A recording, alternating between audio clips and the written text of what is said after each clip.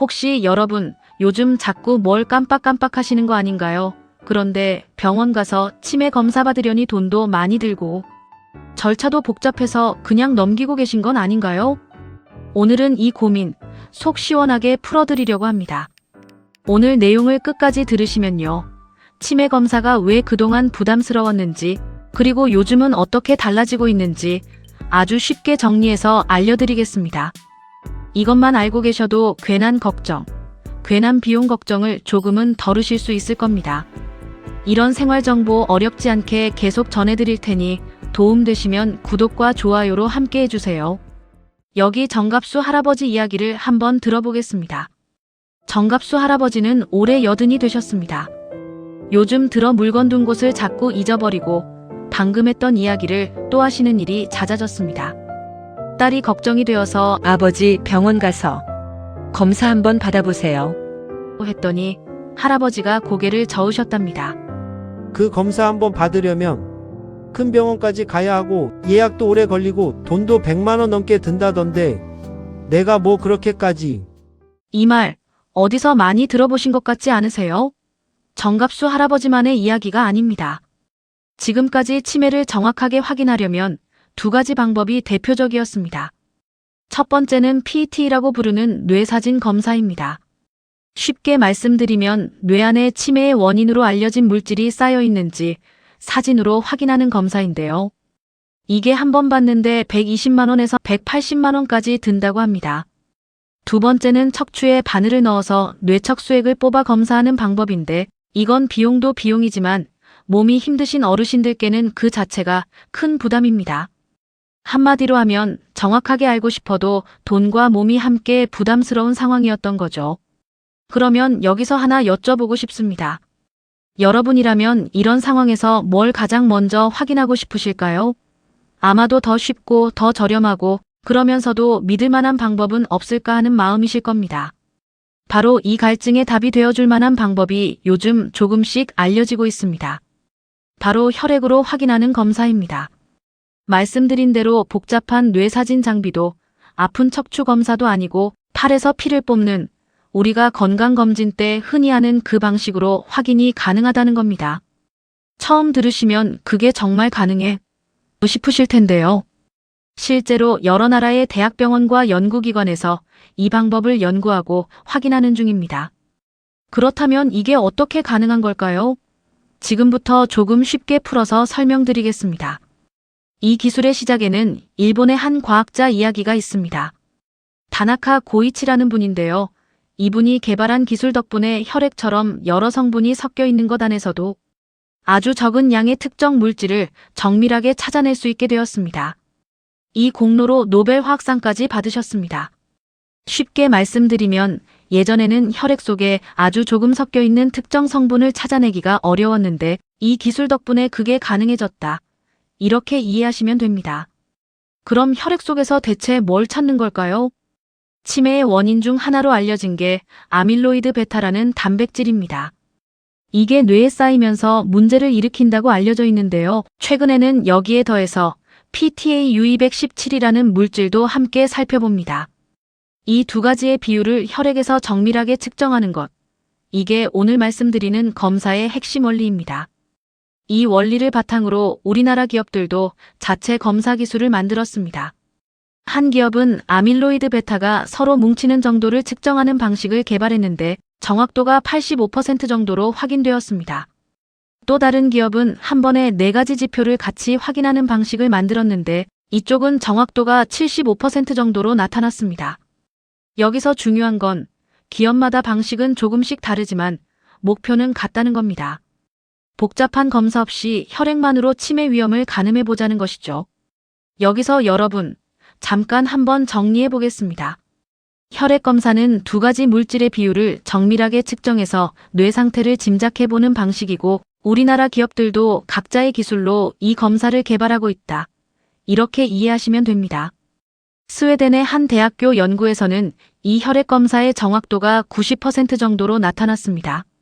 그리고 특히 반가운 소식은 우리나라의 여의도성 모병원에서 진행한 연구에서는 정확도가 94%까지 나왔다는 겁니다. 이건 서양 사람뿐 아니라 우리 한국인, 동아시아 사람들에게도 이 검사가 상당히 믿을 만하다는 걸 보여주는 결과입니다. 그런데 많은 분들이 여기서 한 가지를 헷갈리십니다. 정확도가 높다는 것과 지금 당장 병이 생긴다는 것은 다른 이야기라는 점입니다. 이 부분은 조금 뒤에 더 자세히 짚어드리겠습니다. 먼저 이 검사가 얼마나 일찍 알아낼 수 있는지도 말씀드릴게요. 미국 하버드 대학교 연구진의 확인에 따르면 이 혈액 검사는 실제 뇌 사진에서 이상이 보이기 여러 해 전부터도 위험 신호를 미리 알아낼 수 있었다고 합니다.